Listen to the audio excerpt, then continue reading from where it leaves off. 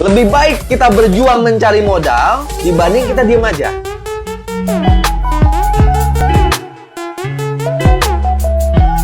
Ketika saya dapat modal, saya daftar, saya punya harapan. Tapi kalau saya diem aja nggak mau nyari 2,6 juta, saya nggak punya harapan. Nggak punya harapan. Nah ini, yang mahalnya di PTBS itu kita dikasih harapan. Di luar sana, nggak ada yang bisa ngasih saya harapan. Walaupun saya pakai gelar sarjana nih, saya ngelamar ke perusahaan. Teman-teman kerja di mana sekarang? Coba saya kerja di mana? Misalnya saya punya gelar sarjana nih. Sarjana saya, IPK saya 3,34. Terus saya ngelamar di perusahaan teman-teman.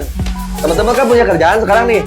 Saya ngelamar di perusahaan teman-teman dengan IPK saya 3,34. Saya pernah kerja di 3 perusahaan swasta.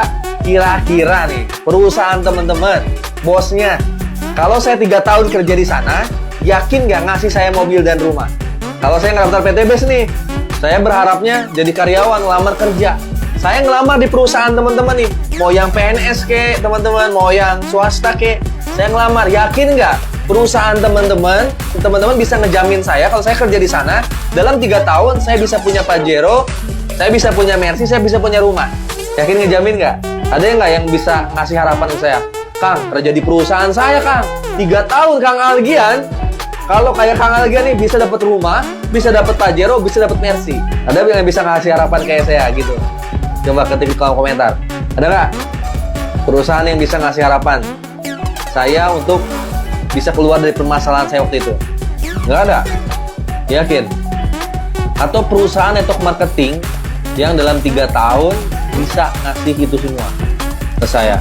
Nggak ada ya? Nah, makanya ketika nggak ada itulah. Jadi, apa yang teman-teman bilang nggak ada itu udah saya pikirin dulu. Jadi, saya itu ketika memutuskan untuk daftar PTBS, saya juga berpikir dulu, teman-teman. Ini saya kerja di mana, ngelamar di mana, dalam 1-3 tahun saya bisa kebeli rumah gitu. Dan jawaban saya, karena kan saya punya pengalaman kuliah, saya punya pengalaman kerja 6 tahun, jawaban saya nggak ada.